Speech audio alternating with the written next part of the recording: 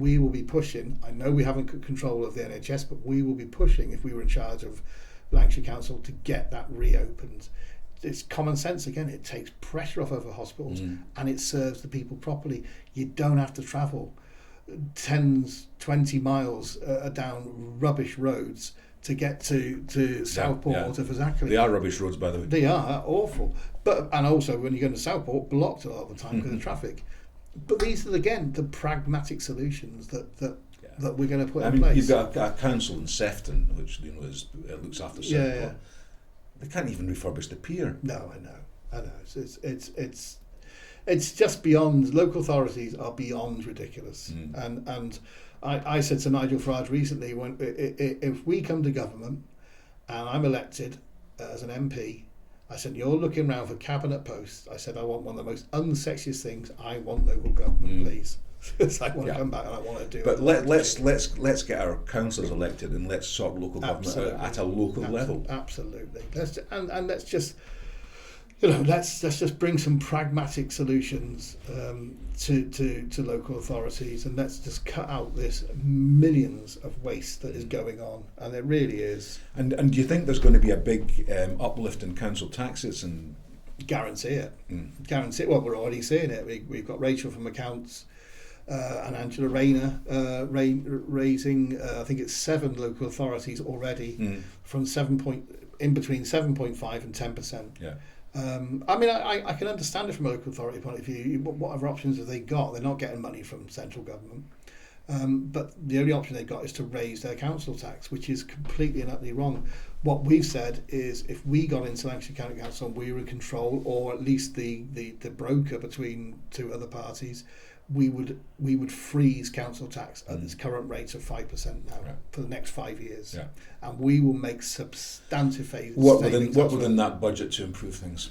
Yeah, absolutely. But also just cut so much waste, and there is. I mean, I know from my experience there are many people walking around with clipboards who'd achieve nothing. Well, one thing I've discussed before here is that in many cases a lot of the actual councils, you don't often actually meet a council worker.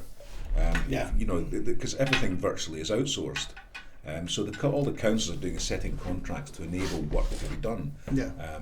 Again, my idea would be don't have the council involved in that. Get a third party to set the contracts. Somebody that knows what they're doing. Yeah, absolutely. And I know from my own experience, I'm a person who works on the ground, face to face with the public to solve antisocial behaviour and so on and so forth. I have, I think 6, maybe 7 line managers above me. Why do I need 6 or 7 line managers above me? You just don't. No. So let's cut that, and put, again, it's the same as the NHS. Put that under frontline services. That's where people need it. Is pragmatic solutions. Right, I'm aware that time's moving on. Yeah. I usually finish the podcast with a little song, a little dance. No, you can sing if you want. No. I want to get votes. Sure. I want to get votes. I'll try the way. A little game. What I've been doing is giving people a subject and a question, and say a question that can be answered either yes or no, right, and ask them to do it. Okay. But I think I'm going to change it a little bit today. Okay. I thought in case you'd been preparing for it. So what I'm going to do is give you a couple of policies, right, and say that you can only enact one of them. Okay. Which one would you go for? Right, go on then. Okay. Okay, would you repeal the Equalities Act, or would you repeal the Climate Act? Oh my goodness me. I'd want to do both, obviously, but the first one that wouldn't be a fun game. The first one, I think, climate. Because it's billions upon billions that mad Miliband is wasting, and also it's just such nonsense. I used to believe it, but now, capture all the carbon you want. It's going to make a blind bit of difference. But are they doing? It's when you look at all the different policies across the board. The carbon capture, the heat pumps, the electric vehicles, electric cars. One of the biggest scams that is going on is do not buy electric cars.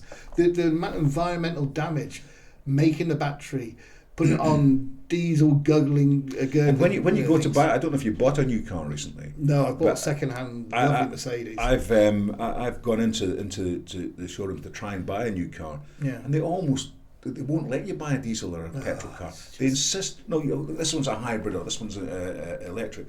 This is a really good car, and and the reason is because, of course, they've got quotas. Yeah. And if once they get to a certain, once they're not reaching the quota of electric cars, 15 grand a car. Absolutely. Yeah. So you can see why they want to sell you an electric car. Just what kind of national policy is it where you say to people, go and sell cars, but if you sell the wrong kind of car, we'll charge you 15 grand. Well, that's really great mode. It's just. So yes, I'd go with climate first. Right. Okay. Sadly, but I would, yeah. But I'd very quickly follow up with equality as well.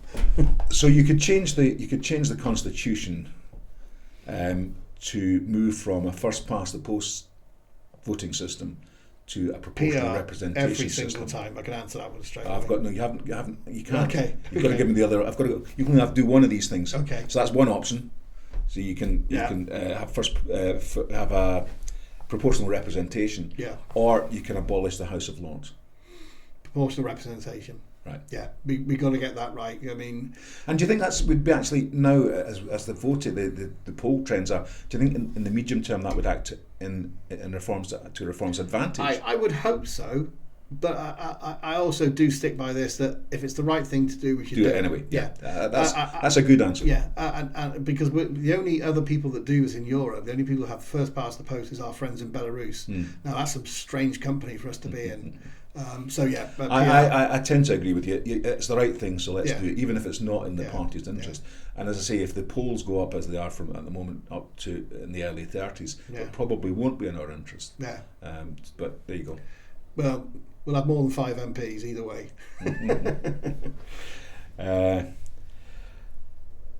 Right.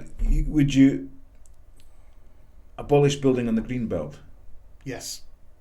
100%, and that's one of our key commitments in West Lancashire is we will, because the green belt definition has been changed by no-brainer Rayner, we will stop building on any green belt because there is plenty of brown, grey, whatever you want to call it, belt that you can build on. There may be exceptional circumstances that might be the accepted rule, but in general, no. We live in a gorgeous part of the country, and we have lovely land. And once it's gone, it's gone. Yeah. So no, we're dead against building on green land. The final one, which is one of my pet ones, would you? I've abandoned my game now because I can't. Right. But okay. Would you abolish the Arts Council? Do you know, I've never thought about it. I'll give you 30 seconds. Well, I've got to say, I don't know enough about it to say yes or no.